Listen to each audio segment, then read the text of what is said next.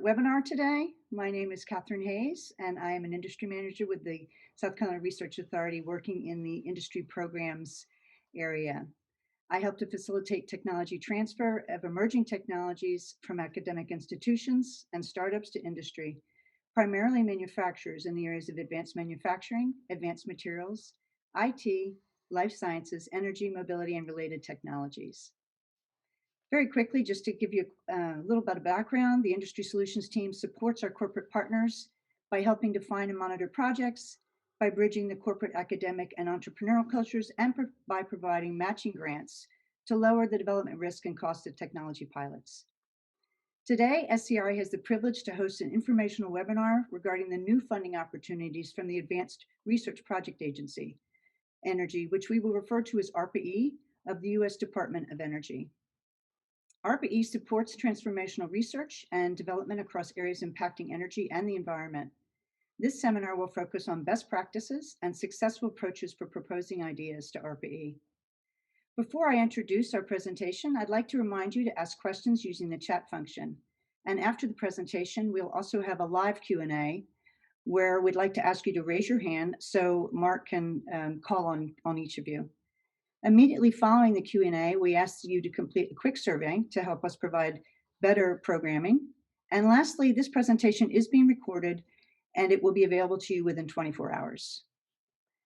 As our distinguished guest and speaker, I'd like to introduce and welcome Dr. Mark Johnson. Mark is the Thomas F. Hash Endowed Chair for Sustainable Development, also Professor of Material Science and Engineering, and the Director of the Clemson Center for Advanced Manufacturing at Clemson University. At Clemson, Mark's research is related to the sustainable use of energy in manufacturing and the advancement of manufacturing as the foundation of economic growth. Prior to Clemson, Dr. Johnson was on the faculty of Material Science and Engineering at NC State, where he was also the Director of Technology for the Technology Entrepreneurship and Commercialization Program. And very critical to today's webinar topic, from 2009 to 2013, Mark was one of the first 6 program directors that established ARPA-E as a new funding agency. From 2013 to 17, Mark was the Director of Advanced Manufacturing in the Department of Energy, where he spearheaded the establishment of the Lab-Embedded Entrepreneurship Program, for example, the notable Cyclotron Road Accelerator, as a premier entrepreneurial accelerator in energy and sustainability challenges. Under his leadership, the Advanced Manufacturing Office introduced their first strategic plan in nearly a decade and more than doubled congressional support for R&D as well as public-private partnership formation, all related to technology innovation in U.S. manufacturing. Mark earned his PhD from NC State and his Bachelor of Science from MIT, both in material science and engineering. With a career in government, academics, and the private sector, Mark has a wealth of experience advising and working with innovators from laboratory teams to startups to large companies. And we certainly appreciate his time and his insights today to guide us through the exciting new funding opportunities from ARPA-E. Mark, it's a pleasure to have you. Thank you for joining us. Great. Thank you very much, Catherine, and thank you all for joining us. It looks like we have a nice audience here today to learn more about the ARPA-E opportunity that's coming up. I'm going to share my screen here. I think I've got opportunity to do that here. So as I'm certain many of you all know, there's we're going to be talking today about the ARPA-E Open 2021 solicitation. This is a funding opportunity through ARPA-E to wind up supporting new research and development opportunities across the field of energy. So going through that, I want to give you a little bit of background on what ARPA-E is an agency, and particularly how does that fit within the Department of Energy. The Department of Energy overall is the largest early stage sponsor of physical science related research in the federal government. And so as a result, there's a lot of people that have worked with different parts of the Department of Energy, but figuring out what's ARPA-E's role in working on that is an important issue. And from that, we can then follow with what's in the specific Open 2021 solicitation itself, get a better idea of what's the overall process by which ARPA-E identifies and selects projects. A lot of this goes to what I'd call the big idea. What are the big questions you need to ask yourself before applying to an ARPA-E opportunity that's out there? And then get an idea of what are some of the elements of a good concept paper, and then beyond that, what goes beyond the concept paper. The current solicitation, if you look that up on the internet, there'll be a link in a little bit for that, is asking for people to submit concept papers. Obviously, the expectation is the purpose of a concept paper is to get invited to submit a full proposal. And so at the end of the day, getting a full proposal is how one gets funded. And so that's the process you wind up going through, getting through the ARPA-E framework here. Sorry about that. I'm not sure if I was sharing the screen before on that. If you look at the Advanced Research Projects ARPA-E, it stands for the Advanced Research Projects Agency for Energy. This is an independent, standalone funding agency within the Department of Energy. It reports directly to the Secretary of Energy. It's outside of the framework where other programs, let's say the Office of Science or EERE, wind up reporting up through the, for instance, assistant secretaries and undersecretaries for energy. The idea here is that you're funding transformational or disruptive technology. You do that by having an organization that's outside the normal flow of a pipeline of technology innovation. So it really gives an idea what's ARPA-E looking for, is the new idea that's not being addressed by the traditional pipeline of ideas coming through the Department of Energy's research and development efforts. The goal on this, at the end of the day, is you wind up having transformational technologies that have a potential for disruptive impact. I point out those two issues that are there. You need both the transformational technology, that is the new science and technology idea, that's what you'd wind up getting funded for. That is, you're supported for doing the research and development. If you don't have a transformational technology idea and you just have a business idea how to disrupt, to wind up having a disruption, that's of less interest. At the same time, having a science idea that is just a science idea and no plan for how to wind up making that have impact as a result of the scientific results is also of less interest. So it's bringing both of those things together. That is to say, building that transformational technology for the potential to have disruptive impact, meaning changing how people think about how technology works around energy and solving major challenges that are related to energy.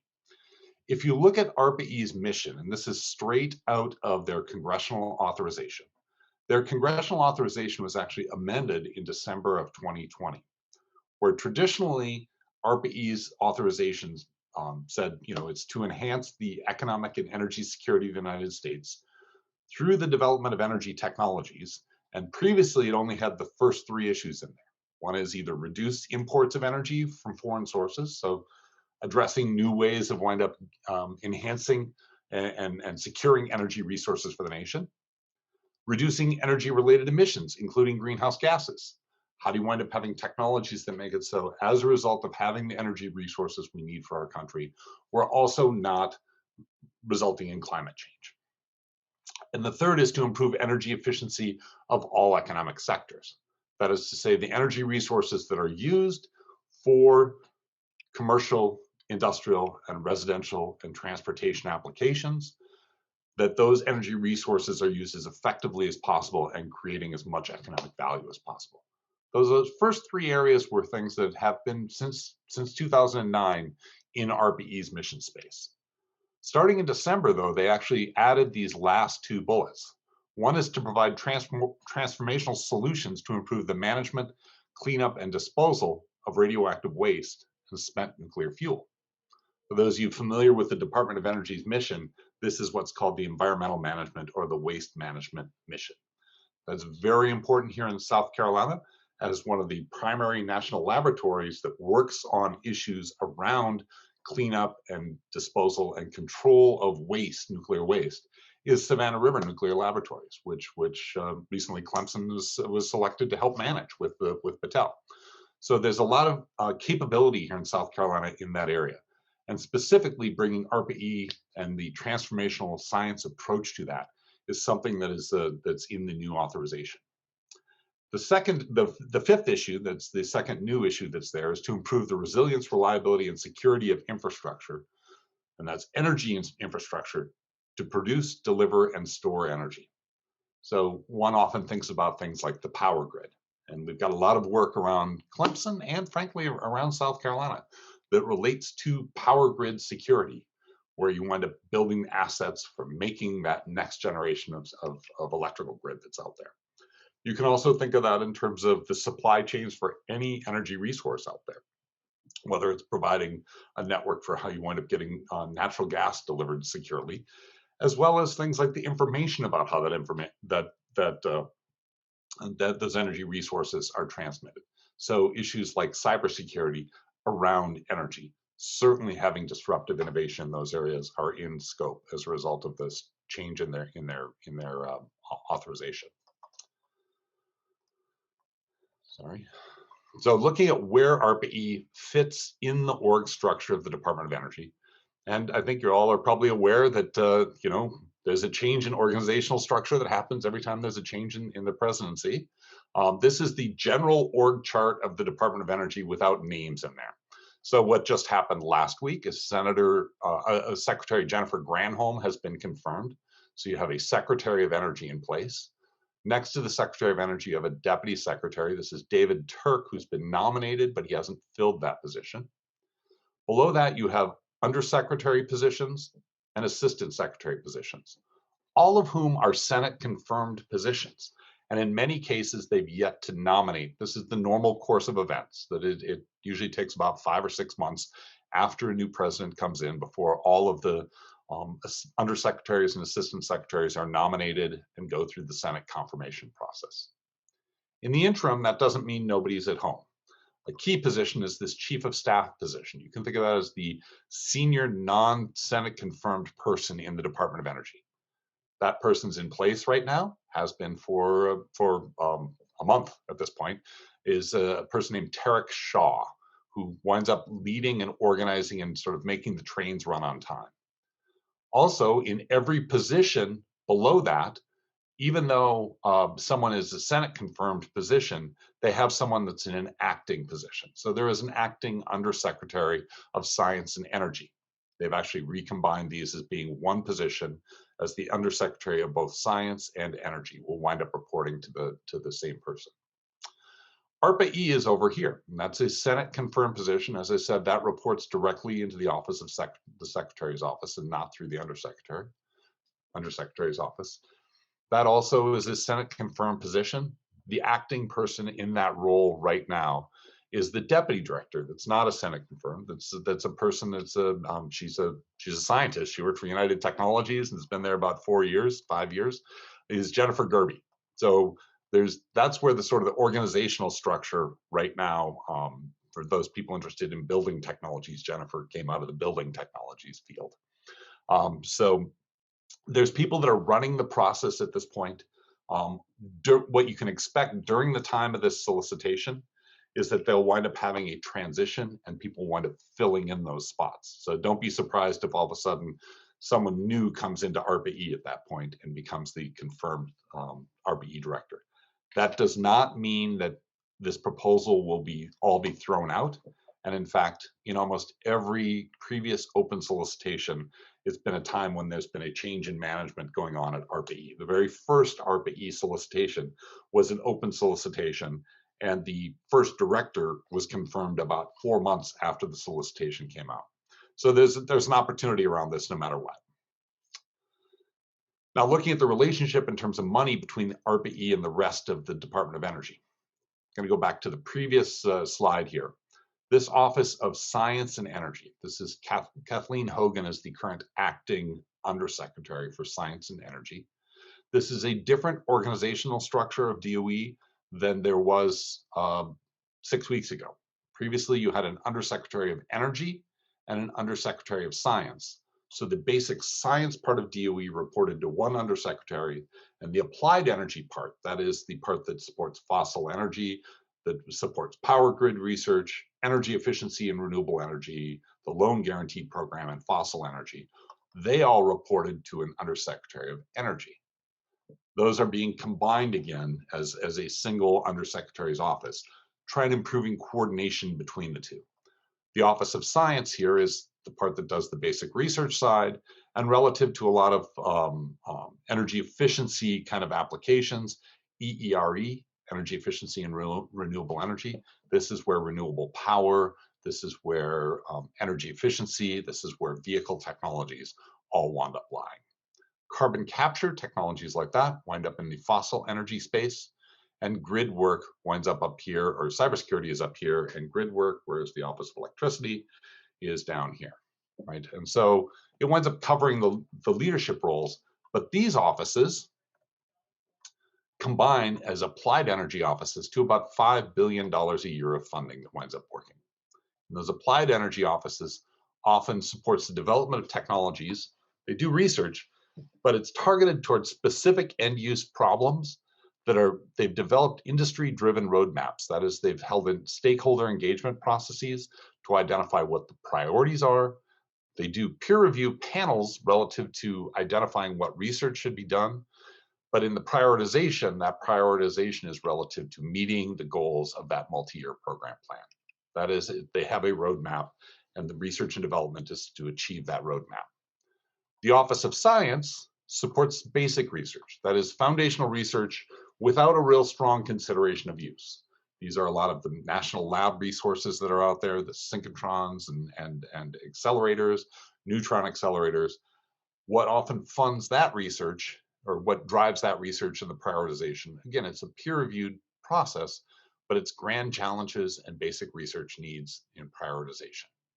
That is to say, the highest priority here is the science, not the consideration of use. Their stakeholder engagement process really identifies what are the most compelling scientific problems that need to be solved to address these grand challenges in energy or these basic research needs for society. Again, it's about $5 million that go between the two of those. ARPA-E, on the other hand, it's a much smaller budget. It's about $450 million per year, and it's research with a definitive purpose. That is, you still need to do something scientifically and technically new, but you need to solve it in a way that if it's solved, it will matter. That is, you need to say, why does solving that bring a new direction either to the roadmaps that exist or identifies a scientific challenge that's not being met by the basic research needs. That is a perfect ARPA-E proposal. An ARPA-E proposal, if it's successful, actually makes the applied energy offices reconsider their roadmaps or accelerate their roadmaps. This gets to what you wind up proposing. If you come in and say, the Vehicle Technologies Office says we need a new battery for cobalt-free batteries is the next big issue, and you should fund us as ARPA-E because the Vehicle Technologies Roadmap says it should be funded, that's less compelling. Because what that says is the Vehicle Technologies Office actually should be funding it. But if you come in and say, the Vehicle Technologies Office has identified cobalt-free batteries as a big issue, and they're looking at ways of changing the compositions to wind up reducing the amount of cobalt. But if you come in and say, I've got a way where we completely change this, and the Office of Vehicle Technologies is not thinking about the problem right now that way, then you've actually made a real compelling case. That is, you will disrupt, as they say, disruptive impact. You will disrupt how people are thinking about the problem that are even within the Department of Energy. And that's, in fact, the purpose of ARPA-E. If you think about ARPA-E's organization, it's a very flat structure. When I worked there, it's actually, I have more layers of bureaucracy between myself and the president of the university where I work than I did between myself and the president of the United States when I was at ARPA-E. The director reports directly to the Secretary of Energy, who reports to the president, and the program directors report to the director. There is deputy directors that kind of keep the trains running on time, but those are in three technical areas. But the program directors are the people that wind up running the process, and these are typically non-permanent. In other words, they're federal employees that come in as non-permanent positions. You come in for up to 4 years maximum, and then you have to leave. And the entire idea there is nobody's building a career around it. And you bring in people that have science and business backgrounds.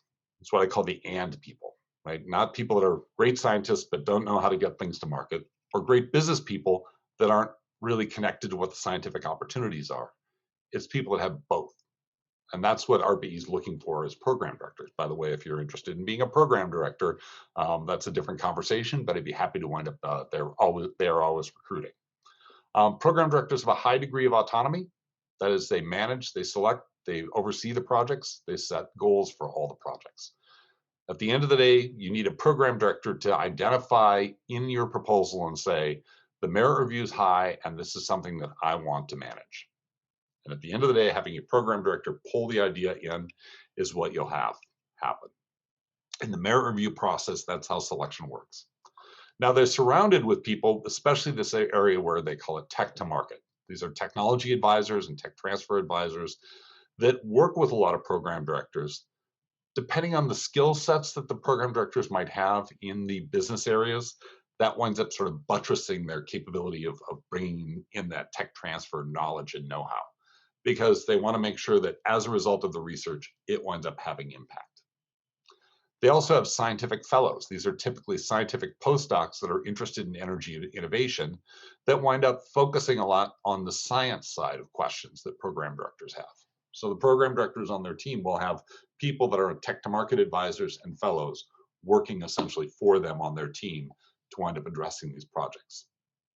They're also surrounded by having operations folks. They don't have a shared legal or contracting or public affairs office with the rest of the Department of Energy. So you're not running, the projects through a field office somewhere in Chicago. They have their own contracting officers that wind up awarding the contracts and managing the contracts, their own lawyers. They're coordinating with the rest of DOE, but it winds up streamlining the process. But at the end of the day, the program directors recommend all selections. So the idea here is make your proposal a concept that will lead to their success. Program directors measure their success by how much during that 4 years time they have there, they have changed the landscape around energy. I will say that the entire national programs around rare earth materials and grid scale storage in a large way started with programs that I started at ARPA-E. And I'm very, very happy that that wound up happening. But that's what you want to wind up doing. So in these open solicitations, you need to bring an idea that a program director looks at and says, if I support this, this is something that will make me look good at the end of the day. It's very personalized for them. They also often will test a new idea or a new area while they're going through the ARPA-E open FOA, because they'll subsequently potentially start an entirely new focused program area. So things like nuclear fusion the research that ARPA-E does in nuclear fusion started with 1 or 2 projects that they funded under previous open solicitations, that as a result of that science and technology breakthroughs, they justified doing an entire $30 million or $50 million focused program on a given area. So having an idea that leads to new insights, new thinking is what they're looking for.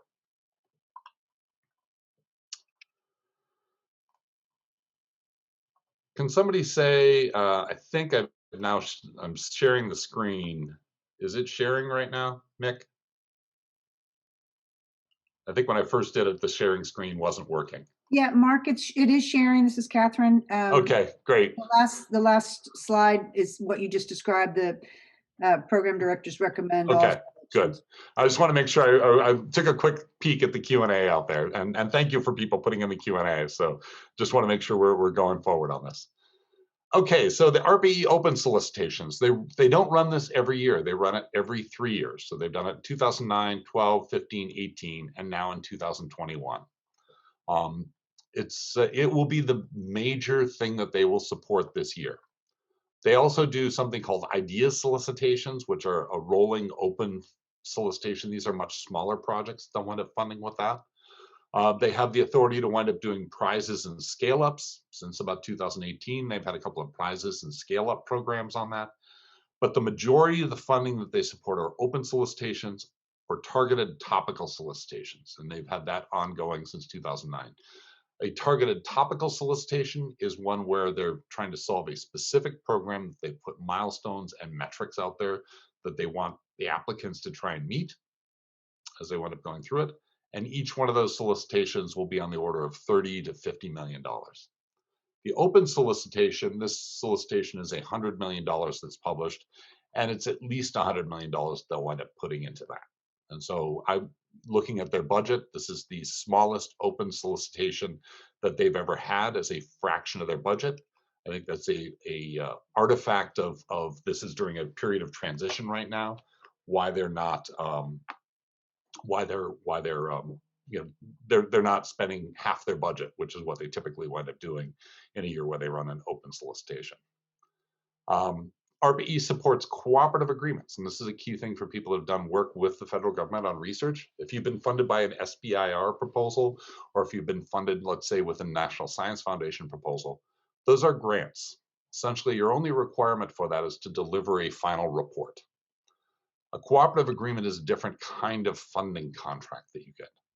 It's called significant federal involvement, and they've got go, no-go milestones and quarterly reviews. Expect that the program director doesn't just send you the money and ask for the report. They will show up at your laboratory once a quarter and go over the results of the research that you're doing as a result of that. And in fact, if you fail to meet milestones, that is, and it's not that your research didn't get the outcome you wanted, it's saying that the research is not proceeding in a way that it will never get a result. But if you fail to meet a milestone, ARPA-E shuts down projects. They will shut down projects early because they will say, in this budget period, we tried an idea. It's part of their risk management process. If an idea doesn't work out, redirect the funds and go elsewhere, right? And that's part of their process on it. That is a very different relationship on cooperative agreements. Grants, like I said, as long as you deliver the final report, you're all set with a grant, and for the most part. So be aware that it's a different program management funding opportunity. Just a quick tip on this: if you're submitting in an open solicitation to an area that has an existing topical area that's been funded, either now or previously been funded, you should go through the previous topical solicitation and look at the projects that are funded and understand, first of all, what is the problem they were actually trying to solve within that topical solicitation, and then explain how your approach is different or new or complementary. If you come along and say, hey, previously you funded this research on cobalt-free batteries by my competitor, you don't say my competitor, but by this researcher at Purdue that's doing XYZ approach, clearly you like this idea. This is a way for you to double down and fund my research. Now you're funding two in the exact same area. That's probably not going to be successful. But if you come along and say, the way you're proposing to do this work right now is good, but there's another approach that might get to the overall end goal that's not being addressed, that suddenly becomes a much more compelling idea.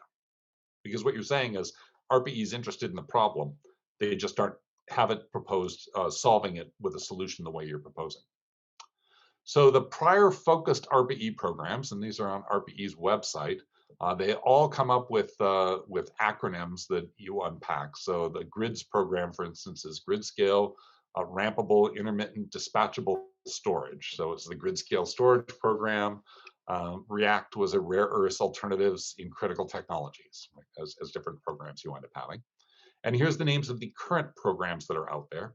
I would suggest you go through and look at each one of those programs. Each program will have anywhere between 10 and 20 individual projects that they're funding underneath them, right? And so if you've got a technical area, and this ranges everything from, work on new building energy efficiency, to new power semiconductors, to new approaches for fusion energy or solar energy, to new approaches for sensors that can be used in agricultural environments to wind up minimizing the amount of nitrogen that's needed in operating in agriculture out there. Synthetic biology winds up being funded. So it's a wide range of technical approaches that they'll wind up sponsoring.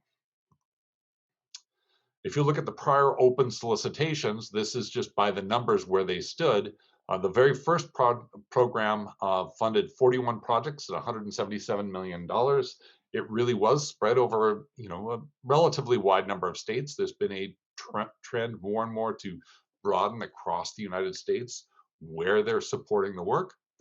They also have gone, that first funding opportunity, is about $4 million, the average size of each project. It's down to about $2.5 million. But still, $2.5 to $3 million of funding is a substantial amount of research over a 30-month period to wind up funding a program to prove something that is possible or not possible. Right now in the present solicitation, it's $100 million that they've identified. I will note this is the smallest open FOA as a percentage of their annual appropriations. So I would expect a high degree of competition with a fairly low probability of success. However, the concept papers are only 4 pages. And so um, the other issue is there's not much correlation between probability of being selected and size of your proposal.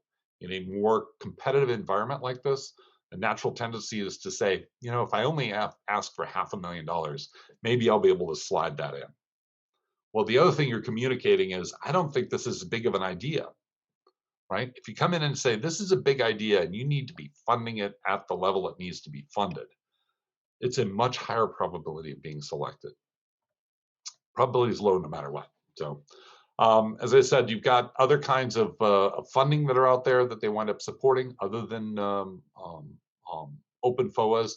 Some of the solicitations, as I said, they have the prizes, the rolling open, the scale up. There's also plus ups for teams that have been selected for projects. They have an ongoing activity.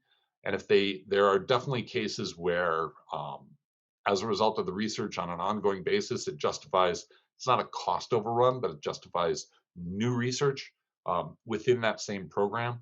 Program directors will actually will wind up pitching for funds internally on a non-competitive basis. So plus ups wind up happening. But what ARPA-E definitely does not fund is continuation grants. This is not like the National Science Foundation, where as a result of the impact you say, you funded me before, therefore the federal government should fund me further. The goal of ARPA-E funding is to wind up funding you with federal funding to the point where the private sector will then fund you from that point on.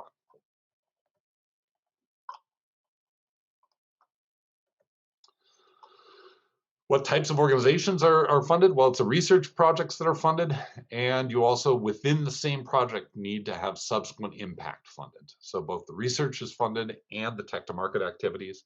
This is done at universities, national labs, startups, large businesses, or any combination of above.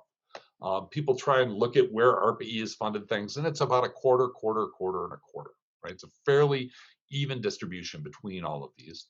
There has never been that I've seen a situation where people have said, you need to fund more laboratories, or you need to fund more large companies or small companies. What really matters is what's the idea. And if you can justify why that organization is essential to be as part of that, part of your team, that's first and foremost the thing you want to think about, right? How do you pull that together? There is matching funds required. So for every dollar of ARPA-E funding, you have to provide 20% matching funds. They do consider the amount of matching funds for large businesses. So going over that winds up being a selection criteria for large businesses, less so for labs. So labs and startups also can have waivers and go through the FOA how to wind up reducing the amount of matching funds. Because at national labs, it's hard to wind up getting matching funds. If you're at a university, just assume a 20% cost match is needed for this work. Going beyond 20% cost match, I don't advise in general. You can't really buy an ARPA-E project, and what it does is actually puts you on the hook for even more cost match because it's what you proposed. So as long as you meet that 20%, you're fine. You know, I've not seen the selections ever done where people have said, you know, this is a $2.9 million versus a $3.0 million idea, and picking it because of the size of the budget. You pick it because of technically the idea and what's the idea that you're supporting. You do have to provide a validated vision, though, for how that technology may specifically achieve impact. This is the importance of the tech to market part of it. Through a technology to market activities, startup formation, follow-on funding, partnership development, and you need to link that work that you do towards achieving that vision into the plan.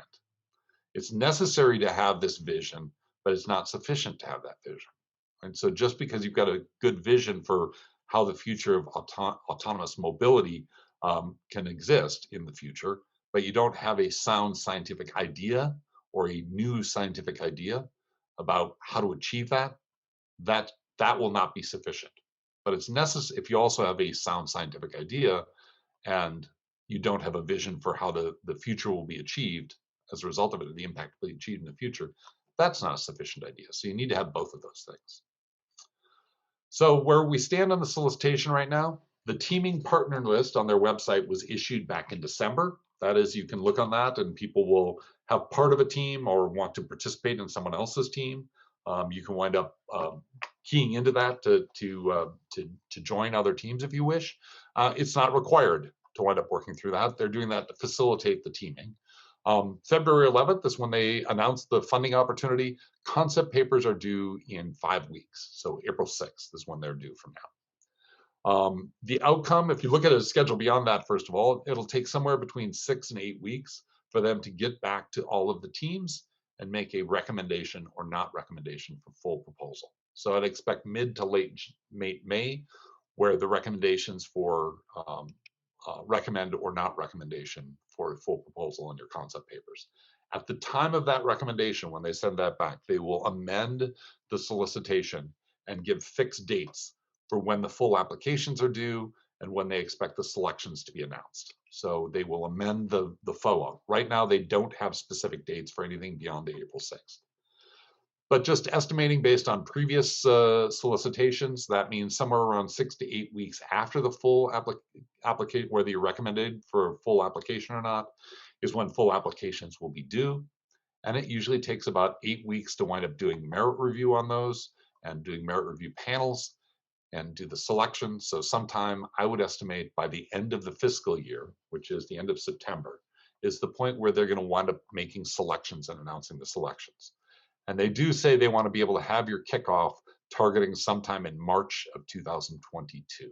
So you take you 4 to 6 months to wind up doing contracting after you've been selected for funding, and then wind up doing the kickoff after that. The solicitation is at this website here that will take you a link directly into their solicitation website. Register in there and submit a proposal. By the numbers, if previous solicitations are a guide, they will receive somewhere around 5,000 concept papers. And this is for a team of 10 program managers to look at it. They will recommend for funding on the order of 500 concept papers will be recommended for full application. That means you'll be selected for 50 projects will wind up getting selected. So it's about a 10% down, 90% down select at each level. Only 1% chance of being selected. But this is about the odds you have with venture capital as well. So it's not an unusual funnel that would wind up going through it. As I said, it's 4 pages for the concept paper. The average project size, $2.5 million for 3 years. At the concept paper level, it's not required to submit a formal budget for the concept paper. So you don't need to have, you're not committing funds of your organization. You don't need to work up the full budget. You should put in one sentence that says, and we expect this to cost $2.6 million or whatever it is over a 30-month period. This is also what the number you put in there is not a contracted commitment for how much it's going to wind up costing in the concept paper. When you work out the budget, and if you come back and you say, in the concept paper, we said it was 2.6 million, and the full proposal, it turns out it's going to cost us 3.1 million, that's not going to hurt you. You know, it's a guidance that they're looking at. They're not looking at the specific numbers at that point. It also doesn't require specific cost match or partnership commitments, but being able to identify who your partner would be is important. Right? So you're not going to put in, you know, support letters and all that sort of stuff.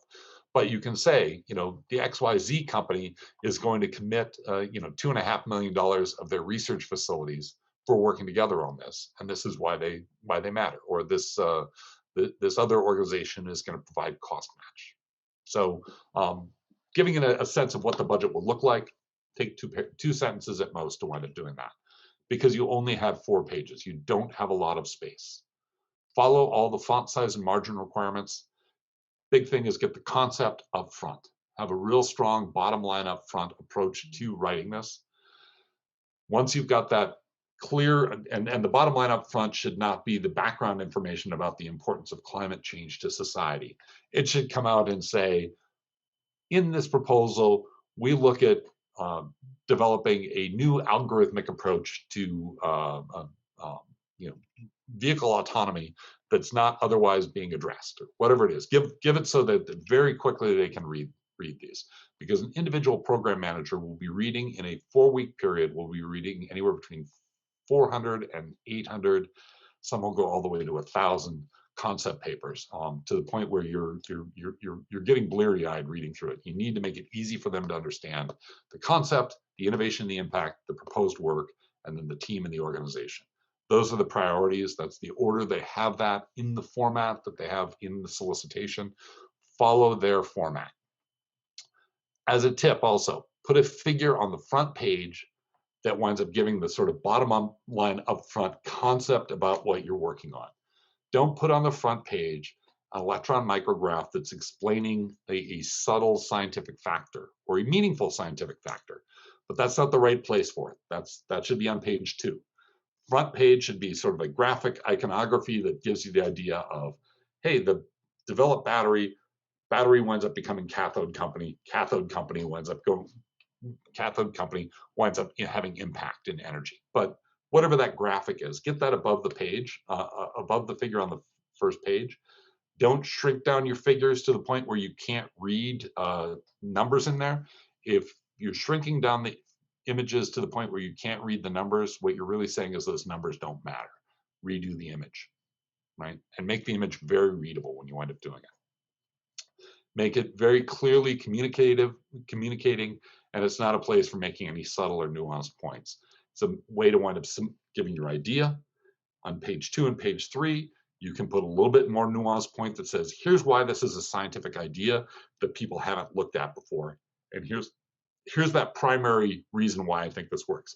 That's the point where you put the electron microscope image that shows the grain boundaries that say, hey, here's the part that people haven't recognized before, and here's how we can wind up solving this problem, right? You're showing, I've got the science, I've got the ability to do the science, I've communicated the impact of the idea, and you wind up making it easy for them to say yes. Because at this point, you want to go from that 5,000 to the 500. You are not going to get selected to the final project selection on your concept paper. The 2 review criteria they have is 50% is what's the potential for the impact relative to FOA targets. That is, if you wind up solving the scientific problem, will it matter? And 50% is scientific and technical merit. That is, do you have a deep scientific capability to solve this? There are policy factors that are related to issues about diversifying where support is in the nation, all those sort of things. Those are for building out their portfolio. And they're also for the other policy factors are things not related to energy, for instance, and gives them the ability for highly technical and well-regarded ideas to not be supported. So if you've got an idea for how to go into manufacturing of vaccines, it's great, it's wonderful. Hope you wind up getting funded for it, but this is not the solicitation for it, right? So that's where policy factors come in. The result is to be encouraged or not encouraged for a full application. I will point out in ARPA-E proposals, encourage, not encourage is the answer. It's not submit, not invited to submit. That is, you can be not encouraged to submit, and you're welcome to submit. Once you've submitted to this concept paper, you legally are allowed to submit a full application. However, there are non-encouraged says that there's a low probability that you would even be competitive at a full application level. So that's really the purpose of what they're looking at there. The first page needs that strong bottom-up line up front approach, a clear big idea, because each program director is going to read those 400 to 800 concept papers to the point where they are bleary-eyed. You want to make it easy for them to understand it and easy for them to get excited about the idea. Have that graphic on the front page that provides that overall vision, especially for the reviewers to remember at time of proposal. What winds up happening, each paper will get read by a program director. Then all the program directors get together in a room, and they will spend a week in a room together, going one at a time, putting up on a screen like this every proposal, and they'll basically saying thumbs up, thumbs down. I want in, I don't want in. Here's what the recommendation of the people that read it said. So in addition to the program directors, you'll have at least one fellow that will wind up reading it. And you have about 10 seconds when it flashes up on the screen for them to go, do I want to support this one or not? And invite it to come in. If you have a graphic on the front page, that winds up being, oh yeah, that's the one. If it's all text, they've got nothing to connect it to. They might accidentally slip past it, and that's happened. But if you got that graphic up front that's, oh yeah, that was that interesting, cobalt-free battery idea, they might wind up picking it up as a result. So make it easy for them in that moment to say, yes, select that one, don't select that one. So when you're trying to sort through your idea, one suggestion I always use is use what's called the Heilmeyer Catechism. George Heilmeyer was the director of DARPA. This is the Defense Department's version of ARPA-E, or I would say, people would say ARPA-E is the Department of Energy's version of DARPA. But George Heilmeyer was the director of DARPA back in the mid-1970s. And to this day, DARPA operates by using these 8 questions. So every idea you have, before you submit it, ask these questions.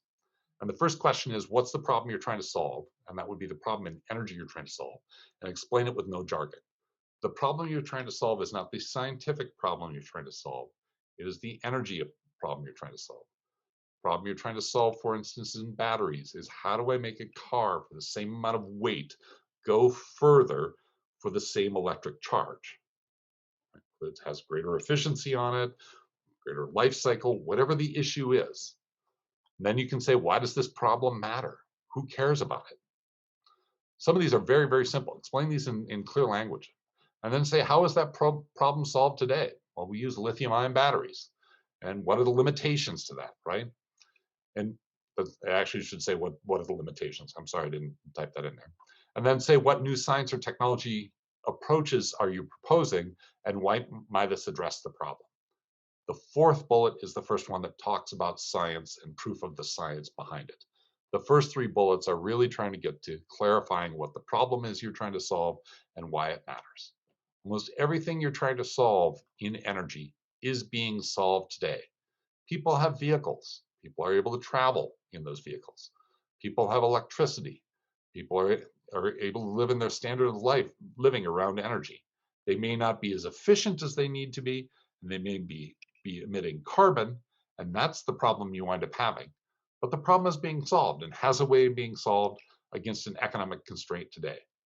Recognize that and treat that as the actual goals and targets you're trying to accomplish, is overcome that societal problem. And from that, your science and technology is driven towards solving that. Why is this hard to accomplish is basically about taking risks. Why is this a risky approach? The harder it is, the more challenging it is. If you're trying to accomplish a goal, how are you measuring that accomplishments in the short, medium, and long term? And then how long will it take, both on your project and to achieve the end solution? And also, how much will it cost, both for your project and for your end solution? Once you've looked through those 8 questions on your project, and these you can work out as the back of the envelope kind of questions. Then you're in the position to wind up answering what your concept paper is. Take these ideas and translate them into your concept paper idea. These ideas consider both technical or scientific, and non-technical, that is, tech to market challenges. So this becomes the framework for building up the information you need to wind up solving the problem. Elements of a strong concept paper are they have a clear, well-articulated, significant energy problem. A significant energy problem is one that the United States uses 100 quadrillion, or BTUs, or 100 quads of energy per year. A significant energy problem would be in an area where there's at least 1 quad of energy per year that's used. So light vehicle transportation uses 37 quads per year of energy. That's how much the energy budget of the United States is for driving cars around, about 1/3 of all energy in the country. That's clearly a significant problem that's out there. And from that, you're able to wind up saying, we need to electrify that because the problem is they emit CO2. You also need to wind up identifying a new scientific or technical approach to the problem. This is not just solving the problem the way 5 different National Academy reports say the problem should be solved. It's coming up with a new technical approach, an idea that's a different way than people would have thought about the problem. Evaluation of how there's unmet scientific or technical challenges, risks, or unknowns that would be overcome through directed R&D. ARPA-E is a place that's known for supporting risky research. And it's not risky in the sense that it's uncertain research. It's risky in the sense that it is not known the answer. This is not, they're intending to wind up pushing the boundaries of knowledge faster. So they refer to it as high risk, high reward research that you wind up having. Now, if you think about risk though, and this is what you need to communicate in your project management and your personnel, risk is relative. So if all of us decided to go out to Greenville Airport right now and hop on an airplane and get on a 737 and take off, that'd be an extremely risky thing for us all to do because I have no idea how to even fly an airplane, right? So that's risk. However, people fly on airplanes every day because you have people that have expertise to wind up addressing those risks, to manage those risks. And so what would be a risk for one person is not a risk for other people because of their knowledge that they wind up having. So the idea of funding high risk, high reward research is mitigated with knowledge. And that's what you want to wind up communicating out there that says, you've got some unique insight or unique knowledge that can wind up minimizing the risk, that can manage the risk. They're spending federal taxpayer dollars. They don't want to just be profligate with it. What they want to do is push the boundaries of knowledge as a result of it. So you want to be able to show that you can identify those risks and you'll be able to overcome them with a well planned out research and development program. Identifying how a scientific or technical finding would subsequently change the approaches to an energy problem and how your team would both address the scientific impact and wind up having follow-on funding as a result of it. So a pro tip, research that only leads to the need for more research is not an outcome from their perspective. So you have to quantify how the scientific results in a project would have impact on energy. Negative approaches. So cheerleading about moral imperatives generally falls flat. Don't spend a page and a half talking about climate change and the importance of climate change to the society. They all get that. Just you might reference in one part of one sentence, in order to achieve the climate change goals of the nation, we want to do X, Y, Z. Boom. But don't spend a lot of page count around that. Also, don't spend a lot of time doing ad hominem criticisms of already supported projects, coming in and saying, well, you funded this other idea and it was a stupid idea, so you should fund my idea. Generally falls flat. Believe it or not, a lot of proposals come in that way, and they're basically angry proposals. What you're saying is the organization that funded this other idea you don't think is smart, so you think they should fund you.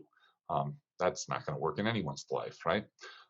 Extended personal motivations or passions are interesting, but they take up page space. So don't spend a page and a half talking about your commitment to energy and your personal motivations behind it.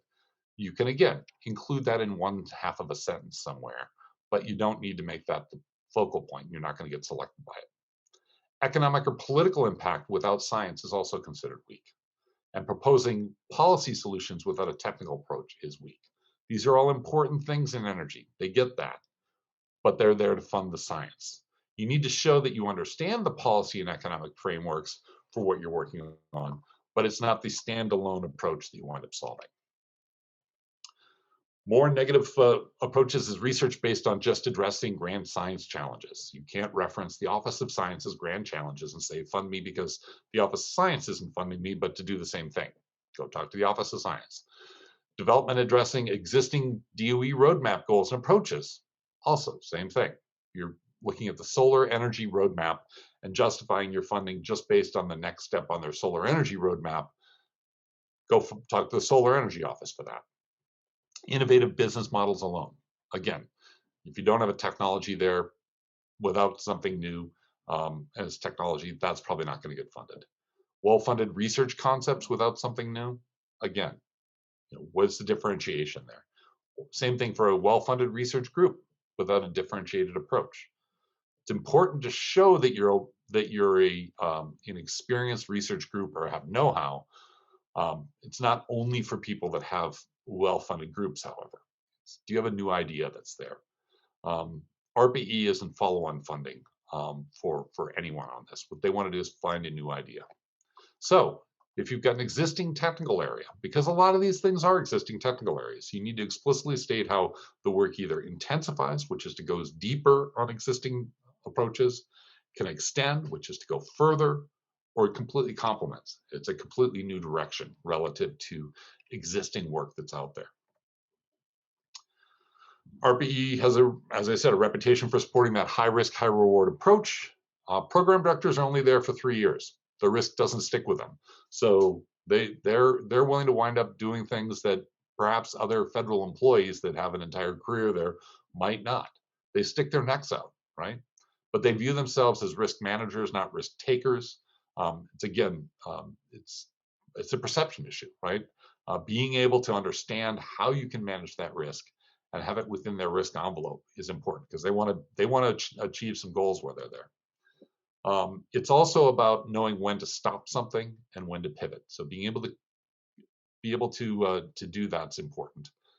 A good approach, though, is to identify how the specific idea you're proposing is too risky for your own organization, whether you're in the private sector with a company or perhaps in a national lab, and say, you know, this is an idea, they wouldn't even fund me for LDRD funding or internal research and development funding because it's way out there. But you can then articulate why it makes scientific sense. What you're saying is this is funding that's too risky for the private sector or for your own organization, and it will wind up being funded. That's a good element of a pitch that you wind up putting together. So the technical topic areas you will find in the solicitation are under 7 broad topical areas, and this is how energy is used in the nation. It's for the grids, for transportation, for buildings, for power generation, for renewable power, for bioenergy, and then in other categories as well. The topics are not sorted in terms of what they will fund. They don't have a criteria for how much they're going to fund in each of these subtopics. They will fund all of it. The purpose of the topics is to help them sort the concept papers. So you're measuring concept papers that are trying to address related topics. They're getting 5,000 concept papers. They need to organize their work in some manner. So in each one of these topics, there are between 5 and 10 subtopics for that they'll wind up getting 10 to 15 proposals in each of those areas. So, identify with the topic. I will say in each one of those topics, the last subtopic is an other category within that topic. And under subtopic 7, which is other energy, the last subtopic is other ideas under other energy. So everything you could propose, if nothing else, the other category is when you can wind up putting it in. That I always found was the most interesting one to read anyway, because these are the ideas that really would transform, and some of them are very sound ideas, and some of them are not so sound ideas. So those are the categories that are there. So it's important to note, however, that the solicitation was developed under the prior leadership. This was written back in December, and they started their teaming list back in December. So these topics are the same topics that were used in 2018, which were the same topics that were used in 2015. However, there will be new leadership in place by the time of selection. And so also the new authorization was passed on a bipartisan basis. Lisa Murkowski was the leader of the Senate committee that got that passed in December, and explicitly added environmental management and infrastructure issues, which you do not find in these topical lists. They can be used under the other topic. So identifying that is important and put them in those topical areas.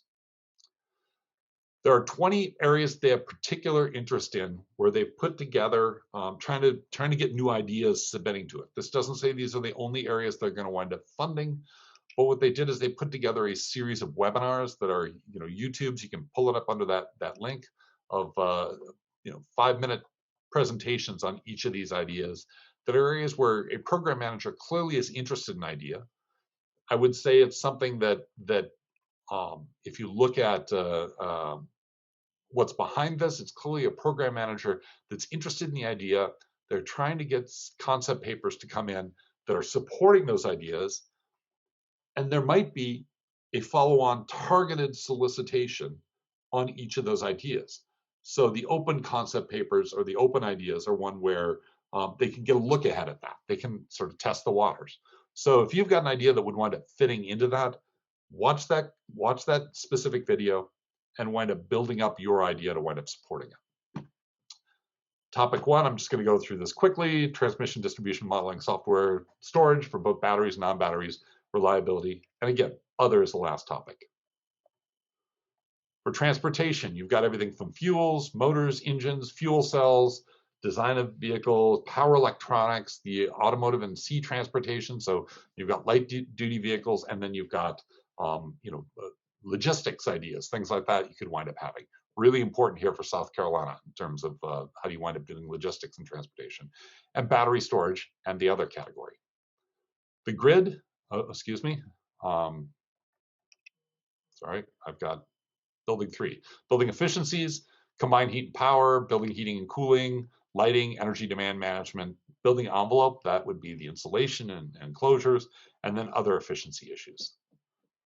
Power generation, it's everything from fossil generation ideas and nuclear generation here.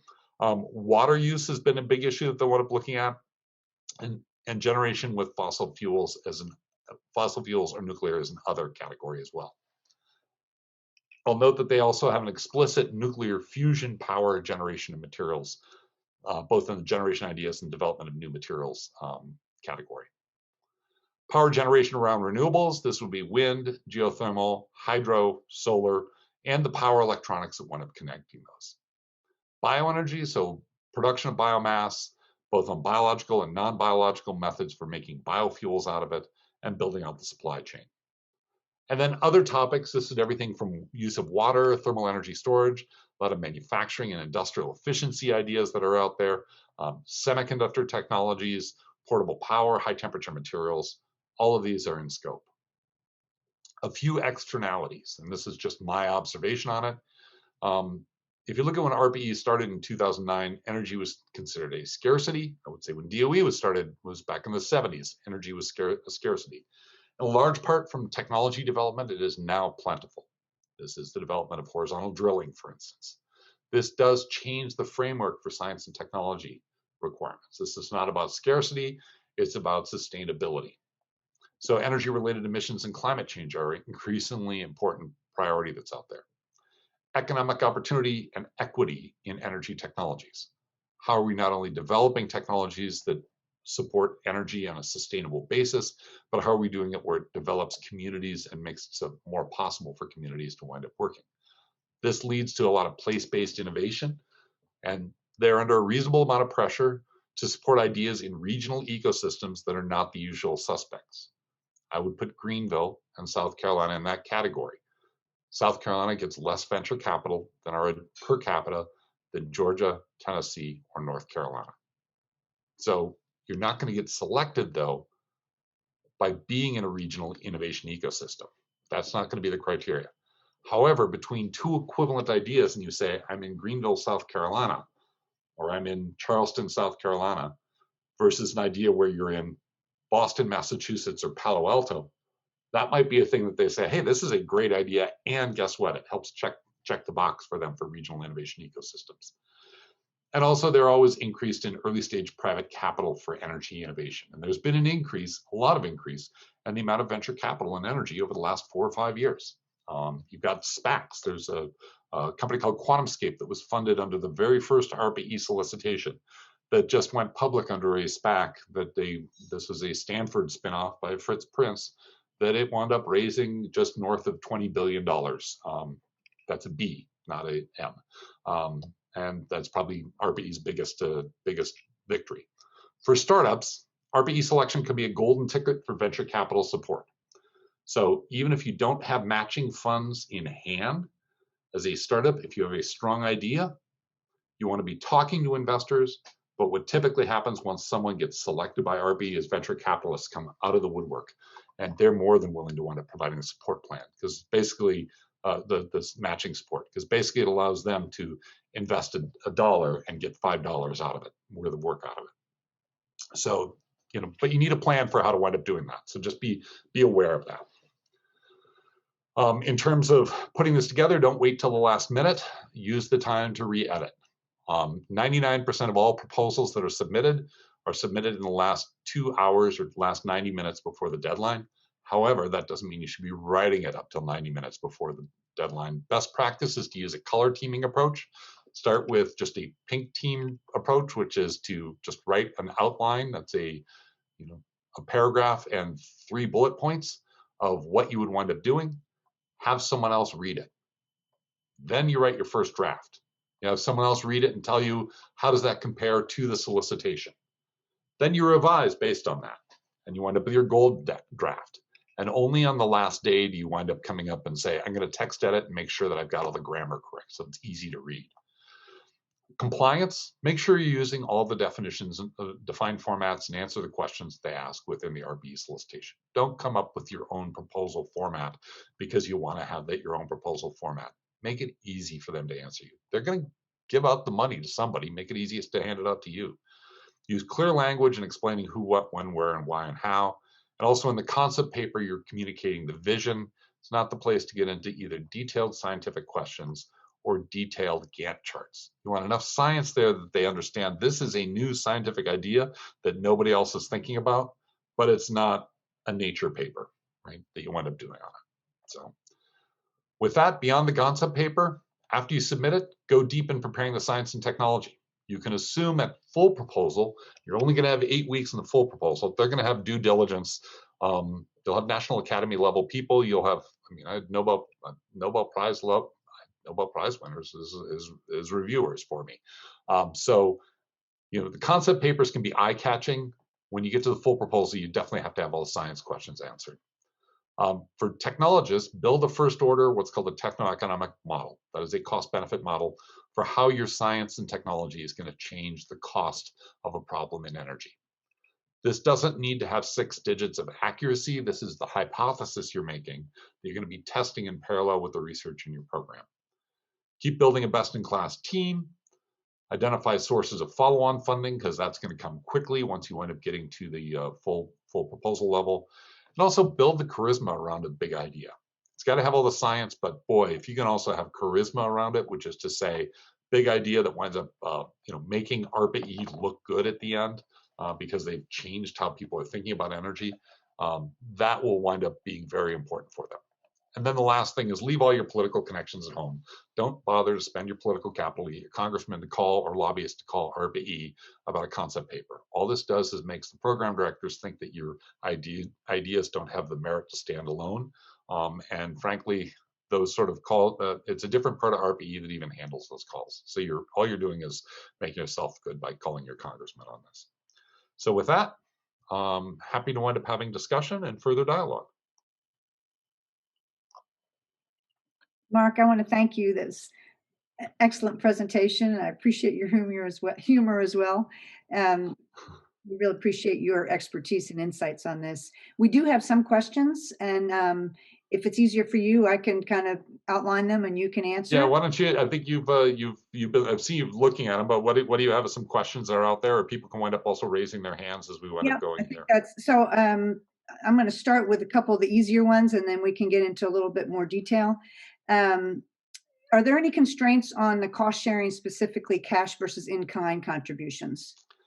Well, there are constraints that it has to meet the federal acquisition regulations. They are not, they're not a decision criteria. It's not like you come in and say in-kind is worth a penny on the dollar or anything like that. It just has to meet federal acquisition regulations, definition of cost share. So if you're in a national lab, I know this is an issue. You can't cost share federal dollars with federal dollars. And it's for everyone also. So the national labs have a constraint on this because most of what they spend are federal dollars. But you can't, for instance, use your NSF grant in a university to cost match a ARPA-E grant. So it needs to be new sources of funding you wind up bringing in as a result to wind up doing that support. What you really want to be able to show with a cost match, though, is that you're actually getting, you're getting 120% worth of work for the 100% of the funding that you're providing. So reading through sort of funny money on cost match is always, counting real estate that you have that would be otherwise unoccupied anyway, that doesn't wind up helping a lot because you're not getting more of the research as a result of it. But if you can show that, getting in-kind support for access to people, access to equipment, access to tools, that's always important to have on that. That's more important on the full proposal, by the way. At the concept paper, again, it's non-binding. It's a page. All you're giving a sense of is this a $2 million project problem, a $10 million problem, or a $100,000 problem? Another question is there a preferred team composition? So a mix of academia, industry, national lab, and do you recommend, or what what composition do you recommend? Actually, I don't make a recommendation on that. There's no preferred teaming, but there are people at all those places that are preferred people to have. It's about the individuals. So if you can make an argument and say, we really need Susie Smith at this national lab to be there, and here's what she provides uniquely, by all means, bring her in. If you have, a startup company that you are building as a new idea that's going to take it to market, that is, um, Joanne Jones's startup company, by all means, they should be there. If you have a large company, because that winds up showing that's where the idea is. So the strength of the idea is more important than the team mixture, because they fund people at all kinds of teams. I would be cautious about the sort of shell company startup that universities often wind up having, and or SBIR mill kind of places that do exist out there that are ways to wind up having startup companies for the sake of saying I'm a startup company. Um, what they want to wind up doing is have a high growth opportunity that's there. But there are people that choose career paths all over the place that have capability to contribute here. And so really make it about the individuals, not the organizations those individuals work with. I have a quick question just on the teaming agreements. Is there a strategy or an approach, an investigator should use in terms of looking at the team and whether they're out of state or what, group of people they are? Not really. And well, there are limitations that start out international as far as funds being spent internationally, and there are definitely, it's in the solicitation, and you can get a waiver for that, because at the end of the day, they want the impact to happen, especially impact that will result in manufacturing jobs in the full proposal, to have result in economic growth for the United States, right? However, in a world where we live with multinational companies, especially in South Carolina, we've got a number of international companies that have major presence here. How it's the U.S. operation of that is the group you're working with, or you're working with their international group because it has positive impact on the U.S. operation. That's all certainly in scope to be able to do. Doing it at a given place, you have teams that are located all over all over the country. I had one project that was led out of University of Kansas that had team members in Silicon Valley, Boston, and Kentucky. And frankly, what you did is you rotated quarterly reviews to each one of those locations, and so you're not just going to the same place every time. So it doesn't really matter. What you want to be able to do is communicate how those team members are going to work together, both in terms of the communication and management, where the priorities are, who's going to own different responsibilities. This is in the Gantt chart responsibilities, right? So this would be in a full proposal, not a concept paper. You can say we will use a PMP management system to wind up coordinating between these groups. Great, in the concept paper. But how you're going to wind up working together, how you're going to wind up in the full proposal, sharing of intellectual property, all that sort of rights need to be worked out early on. I'll also point out that this is a cost recovery, back to the question before on cost match. These are cost recovery cooperative agreements, meaning you have to spend $1 to get $1, right? Which is to say, or you have to spend $1.20 to get $1. Which is to say, you've paid for people, you've done, you bought a piece of equipment, whatever it is, then you invoice the government, and the government pays you for that amount. The cost share there's a band at which cost share has to stay within during the project. So you can't spend all the federal money up front, and then bring the 20% in at the back end, right? So there's all kinds of checks on that the accounting of the process goes. There is one waiver to this, and this is in the solicitation as well. If you're a startup company and you're raising venture capital funds, there is a period of time, and I believe it's 9 months from the kickoff date, where you basically have a waiver from staying current on the 20% cost match, because often what happens is you have to get the contract in hand before your venture capitalist will write a check. There's a time period where you're negotiating that. You don't want to jam the company up to have to take money from one specific group of people because it's tied to a federal contract. So it relaxes that a little bit for basically time purpose, and then they have to catch up on that 20%. But anyway, sorry, that was going back to the cost match question. Another question is if they have a big idea that needs two problems to be solved or addressed, is that a negative to the big idea? You know, should it only be focused on one problem, or what's the approach for that? That is a terrific question. What you have to do is you have to identify what the most compelling of those big ideas is. It shows you've broken it down. So if you're working on a battery and you say, we need to solve both an anode and a cathode, and then you say, in this project, we will propose working on the anode. And here's why we're working on the anode. We realize that this is going to need a cathode solved in the long run, but by solving the anode part, we've overcome the barrier that in either one of those you could get a no answer out of it. Technically, it doesn't work, right? So you need to find out the one that will get you to the no answer fastest, and says, is it worth solving the other problem? Is it worth solving problem B if you haven't solved problem A? And getting to that no as quickly as possible actually winds up making it more compelling. I would advise against sort of blending it together and saying we actually have to solve. You can have, say it's the anode and cathode, and within solving the anode problem, there are two elements of it or three elements of it. Fine, you can break out the program into your project into three elements of it, but you're keeping focused on the highest risk, highest reward part of the problem that will give you a pathway forward. Does that wind up answering? That's how I'd handle it on it. But you be straightforward on it. A great example of this is for anyone that's interested, you could look up the development of the IMPs that DARPA funded in 1968.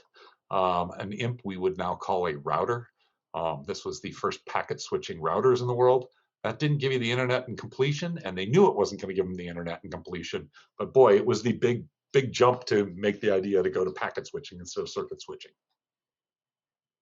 Unlike other agencies, ARPA-E requires several Excel sheets with detailed calculations of performance and costs using their formula. So the question is, if the proposed technology is high risk and new, how can you calculate that data?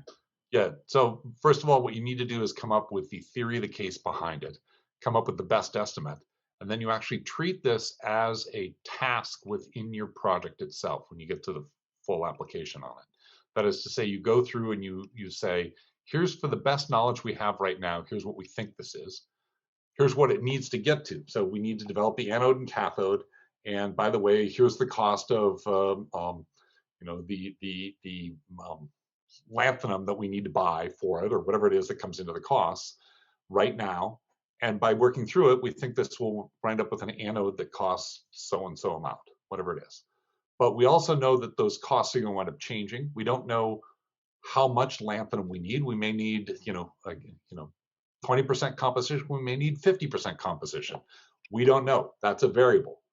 But what you're doing is you're linking and treating the tech to market activities as an experiment, part of your experiment. This is part of your discovery of what you're doing as you're going forward, and you're recognizing that this is the framework for how you're going to wind up trying to solve it. So I know that doesn't give you a perfect answer to your question on it, but at the same time, if you have all the information in advance about what the cost is and what the performance would be, it's not of interest to ARPA-E because there's no uncertainty. It already works. Just go out and get private sector money. You've shown it once. It either works or it doesn't, right? The numbers show it doesn't work, one of the two. So use it as a framework for thinking about the problem more than a framework for sorting through the problem. Another question, Mark, will the lower total amount that's allocated for this open solicitation likely decrease the number of funded projects from 50 to more like 16?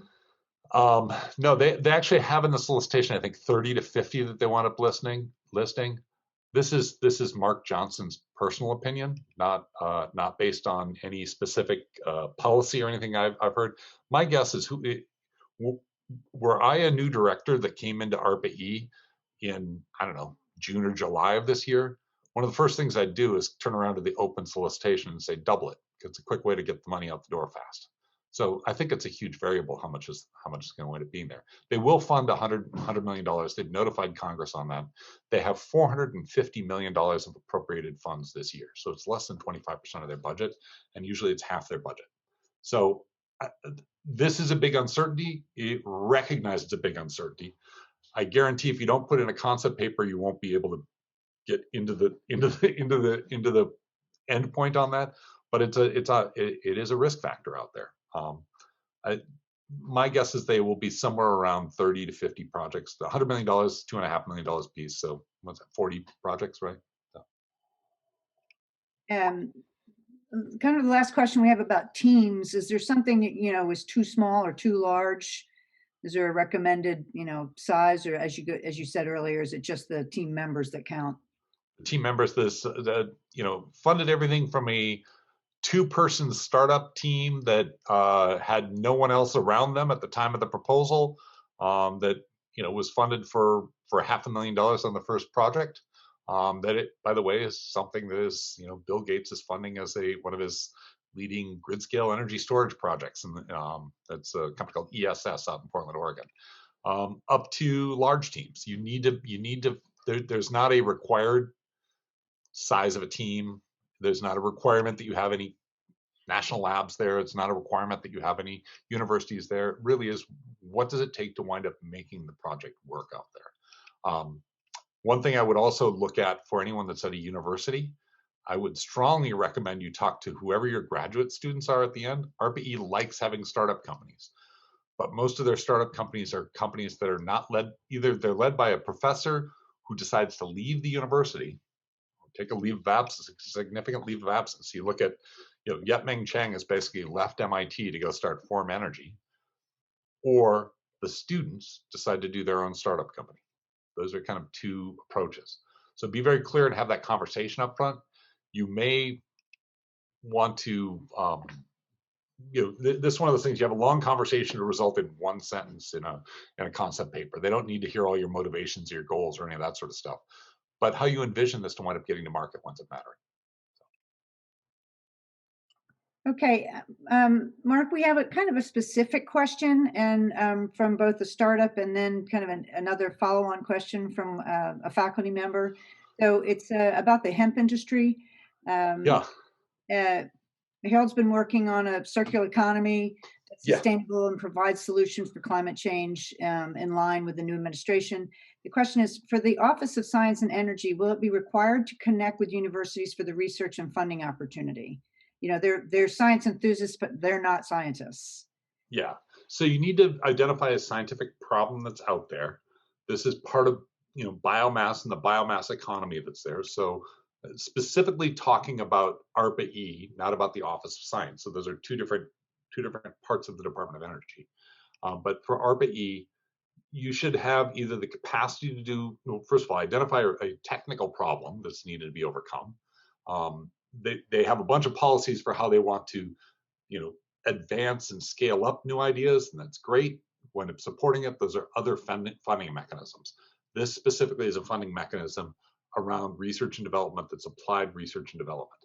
So challenging the people that are around your organization, if you don't have a scientific problem, or if you have and you could think of a new scientific problem of how do you minimize the amount of fertilizer, which corresponds to the amount of CO2 emissions related to agriculture, or manage the carbon in the soil where you are, or manage the crop cycles, or how do ARPA-E did a project once where it actually, essentially, if you treat something as a biofuel, how do you wind up doing directed evolution to wind up increasing crop yield?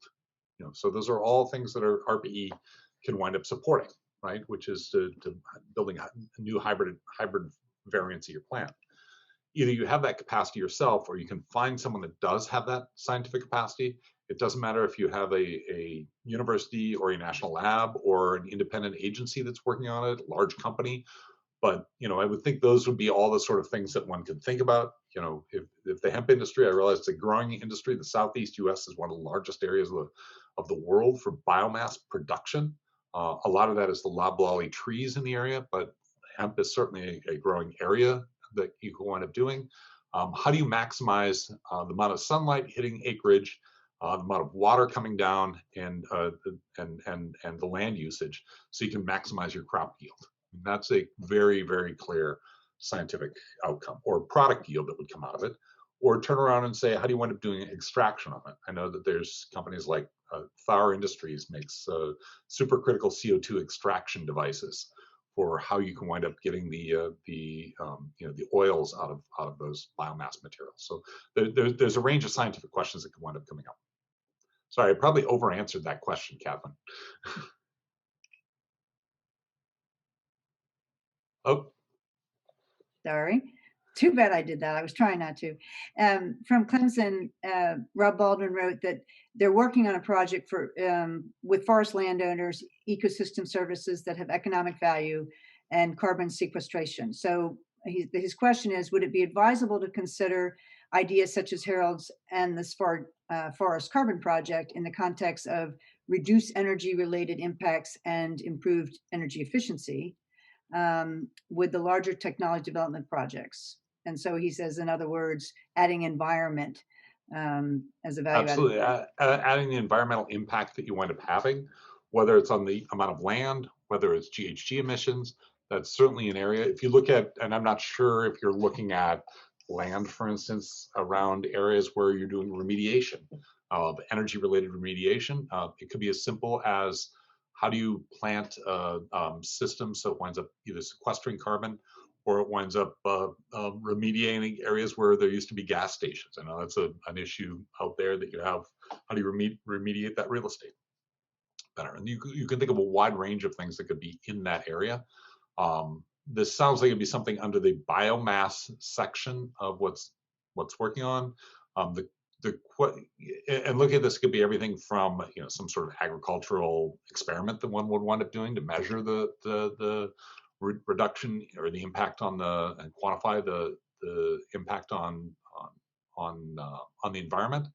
Or it could be something like develop new artificial intelligence and mapping mechanisms to identify where it would be best in the country to deploy these technologies. So, wide range of technical approaches one might apply.